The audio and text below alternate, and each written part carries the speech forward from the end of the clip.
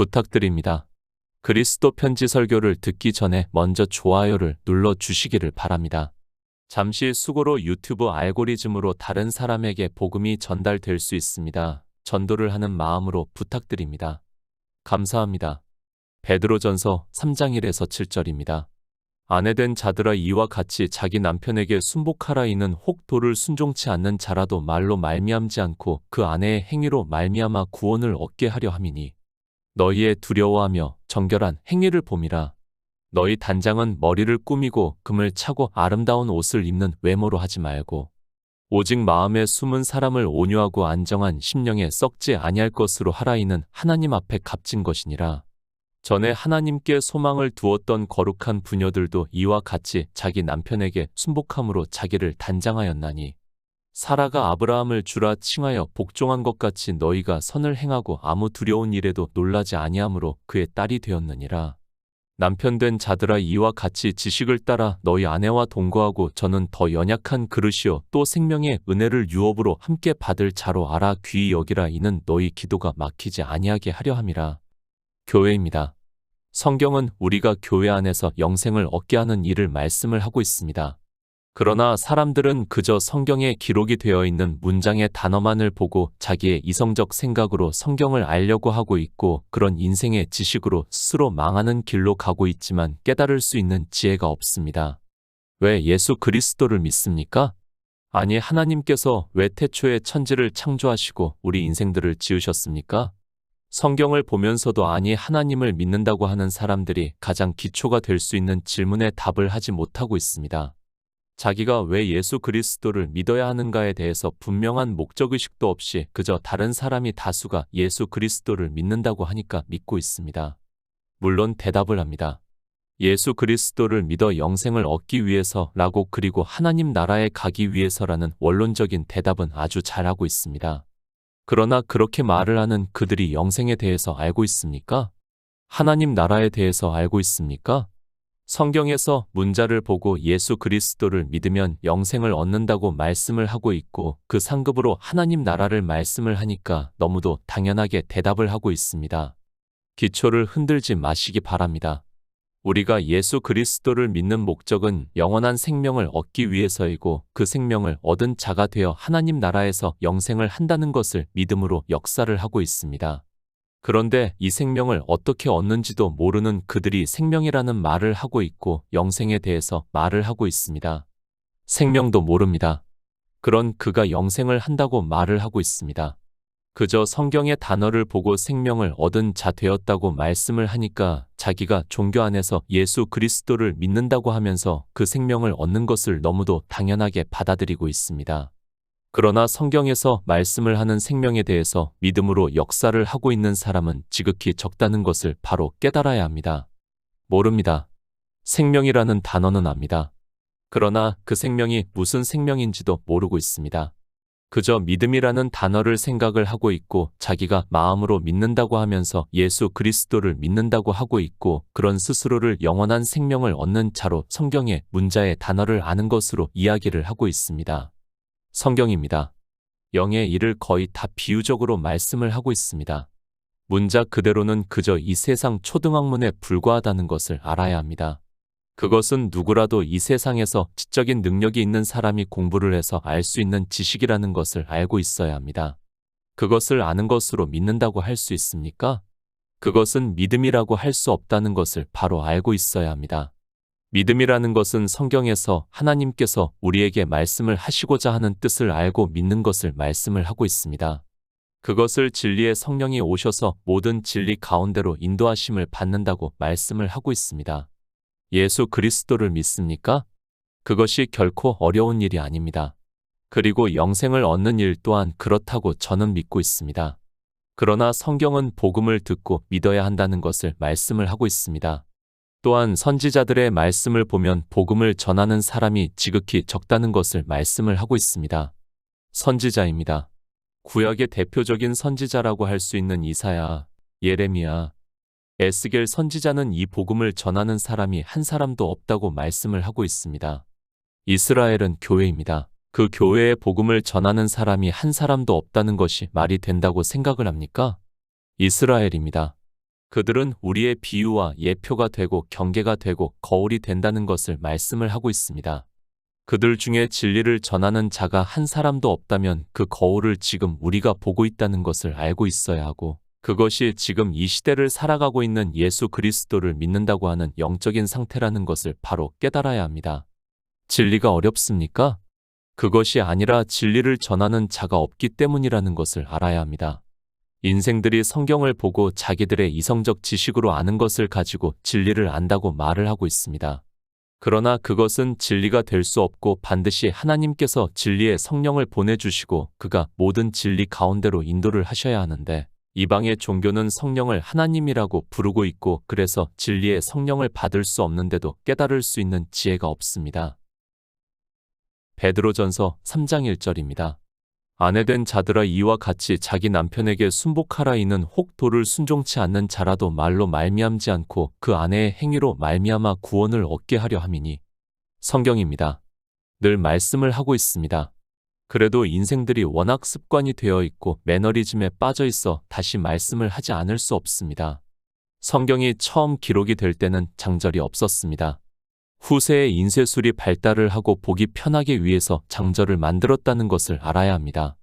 물론 그것이 우리가 성경을 보는 데 있어서 도움이 될 수도 있다는 것을 저 역시 동의를 하고 있습니다. 베드로전서입니다. 한 권의 성경이라고 생각을 하고 모든 말씀을 보시기 바랍니다.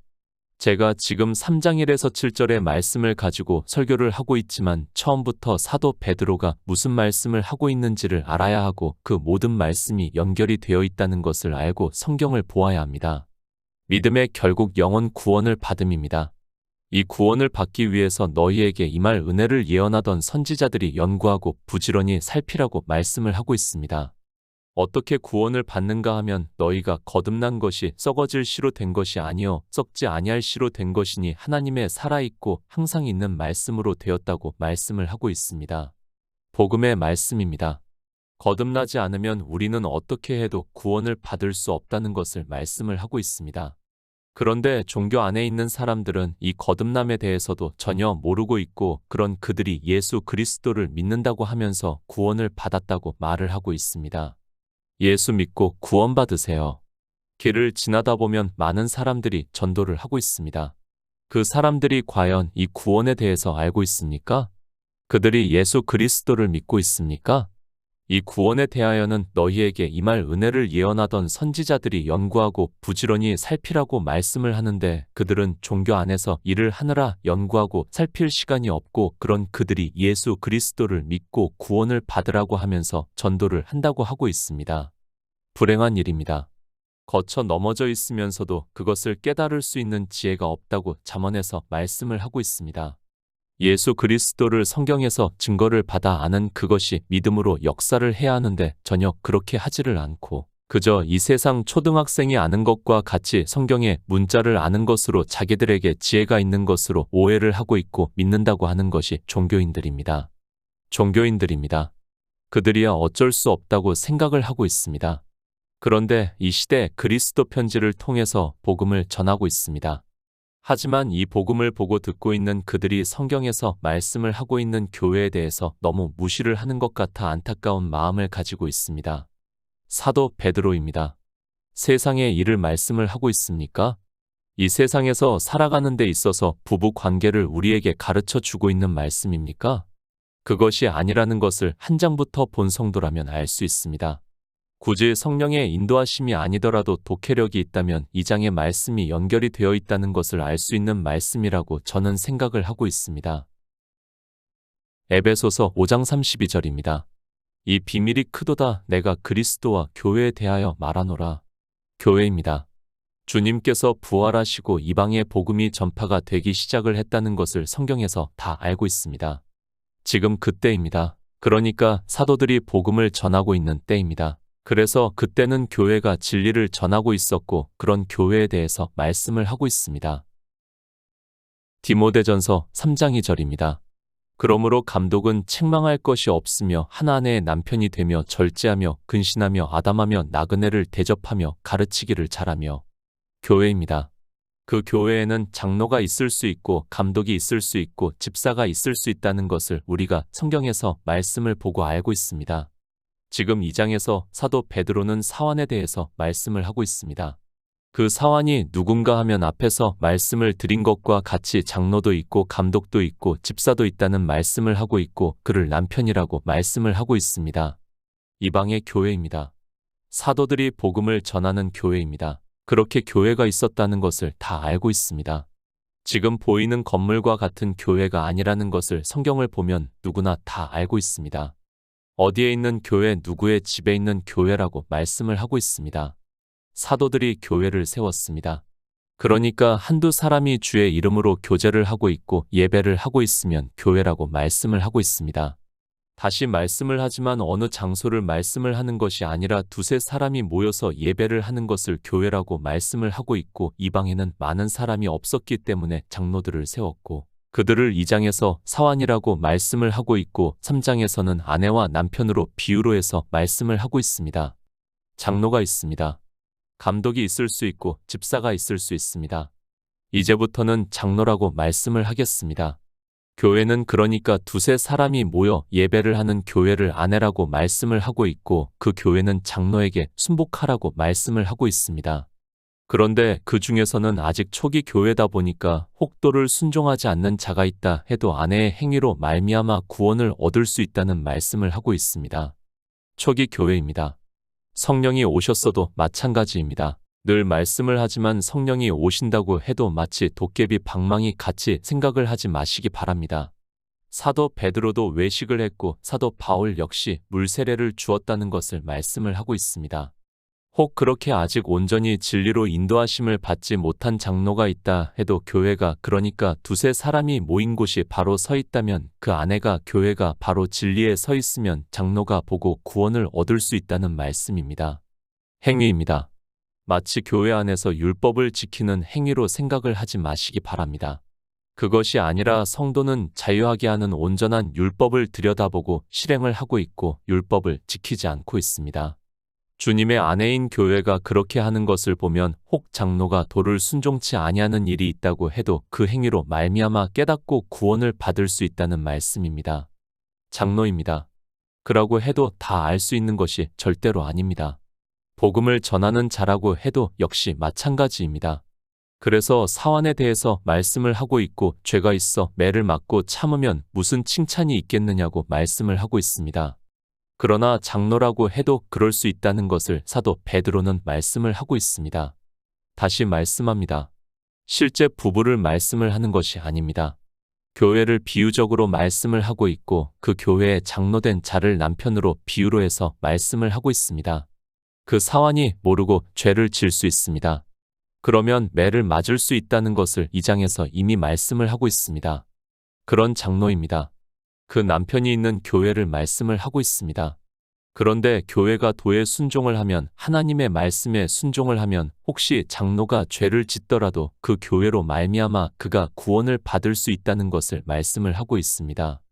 교회 안에 있는 일을 말씀을 하고 있는 것이지 일반 가정사를 말씀하는 것이 아니라는 것을 알고 있어야 합니다. 성경은 영의 일입니다. 다 우리의 영생에 대한 말씀이라는 것을 알고 있어야 합니다. 우리가 성경을 보는 목적도 바로 영생을 얻기 위해서 보고 있습니다. 그런데 이런 말씀을 보고 마치 부부 사이에 있는 일로 생각을 하고 있고 그렇게 말을 하고 있는 사람이 있다면 그는 어리석은 사람이고 이 세상 초등학문으로 성경을 보는 사람이라는 것을 알고 있어야 합니다. 베드로전서 3장 2절입니다. 너희의 두려워하며 정결한 행위를 봄이라. 너희입니다. 누구를 말씀을 하고 있습니까? 교회를 비유로 해서 말씀을 하고 있습니다. 그 교회에 두려워하며 정결한 행위를 보고 혹시 남편이 도에 순종치 아니하는 사람이 있더라도 그가 그 두려워하고 정결한 행위를 보고 돌이켜 구원을 받을 수 있다는 말씀입니다. 에베소서 5장 33절입니다. 그러나 너희도 각각 자기의 아내 사랑하기를 자기같이 하고 아내도 그 남편을 경외하라. 시편 19편 9절입니다. 여호와를 경외하는 도는 정결하여 영원까지 이르고 여호와의 규례는 확실하여 다 의로우니. 교회입니다. 그 교회에는 두세 사람 이상의 성도가 있습니다. 그리고 장로나 집사가 있을 수 있습니다. 그러나 그 교회가 바로 서 있으면 혹시 장로가 도에 순종치 아니하더라도 그러니까 진리를 다 깨닫지를 못하고 벗어나는 행위를 하더라고 아내로 인하여 그 교회로 인하여 구원을 받을 수 있다는 말씀입니다. 사도 베드로입니다. 그 교회에 대해서 너희의 두려워하며 정결한 행위를 봄이라고 말씀을 하고 있습니다. 사도 바울은 에베소서에서 교회와 그리스도를 말씀을 하면서 그러나 너희도 각각 자기의 아내 사랑하기를 자기같이 하고 아내도 그 남편을 경외하라고 말씀을 하고 있습니다. 예수 그리스도입니다. 경외하라고 말씀을 하고 있습니다. 시편에서는 여호와를 경외하는 도는 정결하여 영원까지 이르고 여호와의 규례는 확실하여 다 의롭다고 말씀을 하고 있습니다. 다 무슨 말씀을 하고 있습니까? 율법을 문자 그대로 지키는 행위를 하지 말고 성경에서 예수 그리스도를 증거를 받아 믿음으로 역사를 하라고 말씀을 하고 있습니다. 두려워하고 정결한 행위입니다. 교회를 말씀을 하고 있습니다. 그러니까 예수 그리스도를 믿는다는 것을 말씀을 하고 있습니다. 교회는 당연히 예수 그리스도의 아내입니다. 그리고 그 교회에서는 자기 남편을 경외를 하게 되어 있고 그것은 그 안에 있는 성도들이 예수 그리스도를 믿는다는 것을 말씀을 하고 있습니다. 베드로전서 3장 3절입니다. 너희 단장은 머리를 꾸미고 금을 차고 아름다운 옷을 입는 외모로 하지 말고 3번역을 보겠습니다. 여러분은 머리를 꾸미며 금붙이를 달거나 옷을 차려 입거나 하여 거치장을 하지 말고 야고보서 2장 9절입니다. 만일 너희가 외모로 사람을 취하면 죄를 짓는 것이니 율법이 너희를 범죄자로 정하리라. 교회입니다. 사도 베드로는 교회에 대해서 말씀을 하고 있습니다. 너희 단장은 머리를 꾸미고 금을 차고 아름다운 옷을 입는 외모로 하지 말라고 말씀을 하고 있습니다. 그런데 이 시대 교회를 보시기 바랍니다.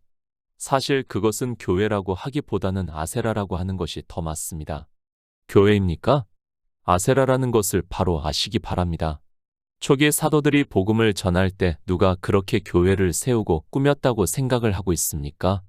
하나님께서는 교회가 어떻게 변할 것을 그리고 타락할 것을 아시기 때문에 선지자들을 통해서 말씀을 하고 있지만 이런 말씀을 보고도 교회로 생각을 하지 않고 그저 부부 사이로 생각을 하고 있습니다.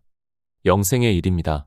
부부 사이라면 이렇게 꾸미는 것이 외모를 가꾸는 것이 무엇이 나쁘고 그것으로 우리가 영생을 얻지 못한다면 우리는 굳이 예수 그리스도를 믿어 보아야 소용이 없다는 것을 알아야 합니다.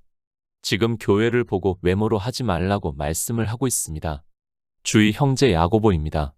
만일 너희가 외모로 사람을 취하면 죄를 짓는 것이니 율법이 너희를 범죄자로 정하리라고 말씀을 하고 있습니다. 지금 교회가 이렇게 되지 않았다고 누가 말할 수 있습니까? 다 율법을 비유로 해서 말씀을 하고 있지만 이 시대 아세라는 온갖 율법의 행위를 하고 있는 것을 볼 수 있습니다. 외모입니다. 율법의 행위를 말씀을 하고 있습니다.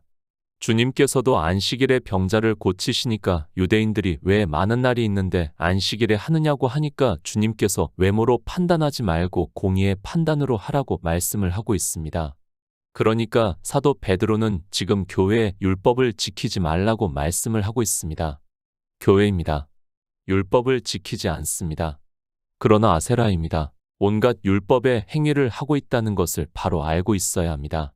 교회가 어떻게 해야 하는지도 모르고 이 시대는 자기들의 눈으로 보고 이름을 써 붙여 놓은 것을 보고 교회라고 말을 하고 있고 그 안에서 예수 그리스도를 믿는다고 하지만 실상은 다 외모로 하고 있습니다. 아름다운 옷을 입은 외모입니다. 누가 그렇게 했습니까? 주님께서 한 부자와 거지 나사로를 비유로 말씀을 하시면서 한 부자가 자색 옷과 고운 베옷을 입었다고 말씀을 하고 있습니다. 그렇게 교회가 율법주의가 되는 것을 성경에서는 경계로 말씀을 하고 있지만 율법을 지키는 일을 너무도 당연하게 생각을 하고 있습니다. 성경을 보면 뭐합니까? 지금 이 말씀을 교회로 보느냐 그저 한 집안의 아내로 보느냐는 너무도 큰 차이가 있다는 것을 알고 있어야 합니다. 그것을 모르니까 교회 안에서 온갖 율법의 행위를 하고 있고 그런 자기들 스스로를 보면서 예수 그리스도를 잘 믿고 있다고 주여 주여 하고 있지만 실상은 불법을 행하는 자라는 것을 주님께서 말씀을 하고 있습니다. 베드로전서 3장 4절입니다. 오직 마음에 숨은 사람을 온유하고 안정한 심령에 썩지 아니할 것으로 하라 이는 하나님 앞에 값진 것이니라. 세 번역을 보겠습니다. 썩지 않는 온유하고 정숙한 마음으로 속 사람을 단장하도록 하십시오. 그것이 하나님께서 보시기에 값진 것입니다. 1장 23절 말씀입니다. 너희가 거듭난 것이 썩어질 씨로 된 것이 아니요 썩지 아니할 씨로 된 것이니 하나님의 살아있고 항상 있는 말씀으로 되었다고 말씀을 하고 있습니다. 이 말씀을 지금 3장에서 다시 하고 있습니다. 그러니까 교회 안에 있는 성도들에게 거듭나라고 말씀을 하고 있습니다. 율법의 행위입니까? 하나님의 말씀으로 거듭남입니까? 이 시대 교회를 보시기 바랍니다. 다 율법의 행위가 만연을 하고 있습니다. 그들은 사도 베드로가 말씀을 하고 있는 거듭남에 대해서 전혀 모르고 있습니다. 거듭남을 자기가 예수 그리스도를 믿어 신체가 변화가 되는 것으로 생각을 하고 있습니다. 속사람입니다. 거듭난 씨라고 말씀을 하고 있습니다. 그것을 주님께서는 니고데모에서 물과 성령으로 거듭나지 아니하면 하나님 나라에 들어갈 수 없다고 말씀을 하고 있지만 이 시대는 하나님 앞에서 값진 것이 무엇인지도 모르고 그저 율법의 행위만을 잘하기 위해서 노력을 하고 있습니다. 거듭난 생명입니다. 그러나 안타깝게도 이 생명에 대해서 전혀 듣지를 못하고 있습니다. 이 생명으로 거듭나지 아니하면 그는 어떻게 해도 하나님 나라에 들어갈 수 없다고 말씀을 하고 있는데도 종교는 신체의 구원을 주장을 하면서 이 생명에 대해서 언급조차 하지 않고 있습니다. 하나님 앞에 값진 것입니다. 그러나 종교 안에 있는 사람들은 하나님 앞에 값진 것이 무엇인지도 모르고 그저 종교 안에서 아름다운 옷을 입고 외모로 꾸미고 있습니다. 율법의 행위를 하고 있다는 말씀입니다. 그 율법의 행위로는 진노를 받는다고 말씀을 하고 있지만 깨달을 수 있는 지혜가 없습니다. 베드로전서 3장 5절입니다. 전에 하나님께 소망을 두었던 거룩한 부녀들도 이와 같이 자기 남편에게 순복함으로 자기를 단장하였나니 교회입니다. 앞에 자기 남편에서 순복하라는 말씀과 지금 전에 하나님께 소망을 두었던 거룩한 부녀들도 이와 같이 자기 남편에게 순복함으로 자기를 단장하였다는 말씀은 전혀 다릅니다. 앞에는 장로를 말씀을 하고 있고 지금은 예수 그리스도를 말씀을 하고 있습니다. 아내입니다. 그리고 그의 남편을 예수 그리스도라고 에베소서에서 말씀을 하고 있습니다. 베드로전서에서는 순복하라고 번역이 되어 있고 에베소서에서는 복종하라고 번역이 되어 있습니다. 교회는 복음에 복종을 해야 한다는 것을 말씀을 하고 있습니다. 거룩한 부녀들입니다. 성경을 보시기 바랍니다. 여자들을 비유로 해서 그들을 교회로 말씀을 하고 있는 말씀들이 많이 있습니다. 우리가 성경에서 보고 있는 거의 모든 여자들은 다 교회를 비유로 하고 있다는 것을 말씀을 하고 있습니다. 그 여자들이 다 예수 그리스도께 순복을 했다는 것을 말씀을 하고 있고 그들이 아들을 낳고 하는 말씀들은 다 영의 생명의 탄생을 비유로 하고 있습니다. 비유입니다. 그런데 지금 이 시대는 성경을 비유로 보는 것이 아니라 실제 그래도 보고 있습니다. 그리고 마치 도덕 선생이나 되는 것과 같이 이야기를 하고 있고 또 남자와 여자를 차별을 하고 있습니다. 마치 가정에서 여자가 남자에게 순복을 하는 것이 하나님의 뜻인 것과 같이 세뇌를 시키고 있는 것이 종교라는 것을 바로 알아야 합니다. 부녀입니다. 남편에서 순복하지 않는다고 구원을 받지 못합니까? 아니, 남편에서 순복했다고 할 정도로 그렇게 산 사람이 과연 몇이나 된다고 생각을 하고 있습니까? 그런데도 이런 말씀을 유교나 성리학에 연결을 시켜서 이야기를 하고 있는 사람들이 너무 많이 있습니다. 하나님입니다. 남자와 여자를 차별을 하지 않습니다. 다만 비유로 말씀을 하기 위해서 남자와 여자를 말씀을 하는 것입니다. 그러나 종교 안에 있는 사람들이 자기들에게 유리하게 하나님의 말씀을 이용을 하고 있고 거대한 종교에서 감히 여자들도 반박을 하지 못하고 있습니다. 성경이 영생에 대한 말씀이라는 것을 알면 지금 사도 베드로가 무슨 말씀을 하고 있는지 쉽게 깨달을 수 있습니다. 베드로전서 3장 6절입니다. 사라가 아브라함을 주라 칭하여 복종한 것 같이 너희가 선을 행하고 아무 두려운 일에도 놀라지 아니하므로 그의 딸이 되었느니라. 세 번역을 보겠습니다. 사라가 아브라함을 주인이라고 부르면서 그에게 순종하던 것과 같습니다. 여러분은 선을 행하고 아무리 무서운 일도 두려워하지 않으니 사라의 딸이 된 것입니다. 성경입니다. 이용하지 마시기 바랍니다. 사라는 분명히 교회를 비유로 해서 말씀을 하고 있습니다. 사도 바울도 갈라디아서에서 자유하는 여자라고 말씀을 하고 있고 위에 있는 예루살렘이라고 말씀을 하면서 우리의 어머니라고 말씀을 하고 있습니다. 교회와 장로입니다. 그것을 이제 사라와 아브라함을 통해서 말씀을 하고 있습니다. 마치 부부관계에서 여자가 남자에게 주라고 하라는 것으로 이용을 하지 마시기 바랍니다. 정말 성경을 자의적으로 해석을 해서 스스로 망하는 길로 가고 다른 사람까지도 망하게 하는 사람들이 많이 있습니다. 사라의 딸입니다. 누가 사라의 딸이 되었다는 말씀입니까? 앞에서 말씀을 하고 있는 오직 마음에 숨은 사람을 온유하고 안정한 심령에 썩지 아니할 것으로 하라 이는 하나님 앞에 값진 것이니라. 전에 하나님께 소망을 두었던 거룩한 부녀들도 이와 같이 자기 남편에게 순복함으로 자기를 단장하였다고 말씀을 하고 있고 교회를 말씀을 하고 있습니다.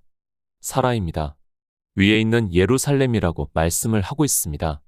거룩한 부녀들도 교회를 비유로 하고 있고 사라의 딸이라고 말씀을 하고 있습니다. 그러므로 해서 그 교회 안에서 거룩한 생명이 탄생이 되었다는 것을 거듭난 생명이 있다는 것을 사도 베드로가 말씀을 하고 있지만 깨닫지를 못하고 있습니다. 부녀들입니다. 성경에 기록이 되어 있는 여자들입니다. 거의 교회를 비유로 하고 있다는 것을 말씀을 하고 있습니다. 그래서 사도 베드로는 사라의 딸이 되었다고 말씀을 하고 있습니다. 그러나 이런 말씀을 보고도 무슨 말씀을 하고 있는지를 전혀 모르고 있습니다. 베드로전서 3장 7절입니다. 남편된 자들아 이와 같이 지식을 따라 너희 아내와 동거하고 저는 더 연약한 그릇이요 또 생명의 은혜를 유업으로 함께 받을 자로 알아 귀히 여기라 이는 너희 기도가 막히지 아니하게 하려 함이라. 남편된 자들아, 교회의 장로들을 말씀을 하고 있습니다. 그들에게 이와 같이 지식을 따라 너희 아내와 동거하고 저는 더 연약한 그릇이요 또 생명의 은혜를 유업으로 함께 받을 자로 알아 귀히 여기라 이는 너희 기도가 막히지 아니하게 하려 함이라고 말씀을 하고 있습니다. 교회입니다. 사실 더 타락하기가 쉽습니다. 아니, 실제 이 시대를 보더라도 거의 모든 교회가 아세라가 되었다는 것을 알 수 있습니다. 그 교회의 지식에 따라 그러니까 예수 그리스도를 아는 지식에 따라 교회 안에서 그것에 힘쓰라고 말씀을 하고 있습니다. 생명입니다. 그러므로 해서 그 교회 안에서 거룩한 생명이 썩지 아니하는 생명이 거듭난다는 것을 말씀을 하고 있습니다. 교회가 얼마나 쉽게 타락하는가를 가르쳐 주고 있는 말씀입니다. 그래서 사도 베드로는 연약한 그릇이라고 말씀을 하고 있지만 깨닫지를 못하고 있습니다. 너희 기도입니다. 성도의 기도는 금 대접에 담겨 올라간다고 말씀을 하고 있습니다. 그러니까 예수의 생명을 얻기 위해서 기도를 한다는 것을 말씀을 하고 있습니다. 교회를 통해서 생명이 탄생이 되고 있습니다. 정말 이 말씀을 하면서 가슴이 아픕니다. 그리스도 편지에서 복음을 전하고 있지만 교회로 생각을 하지 않는 사람들이 있습니다. 너희 생명의 유업입니다. 교회를 생각하시기 바랍니다. 다시 말씀을 하지만 이 시대 복음을 전하는 교회를 외면하지 마시기 바랍니다. 교회에서 지식으로 자라가서 예수 그리스도를 증거를 받은 성도만이 생명을 얻는 자 될 수 있습니다. 부디 교회에서 교제를 하고 생명을 얻어 하나님 나라에 들어가시기를 부탁드립니다.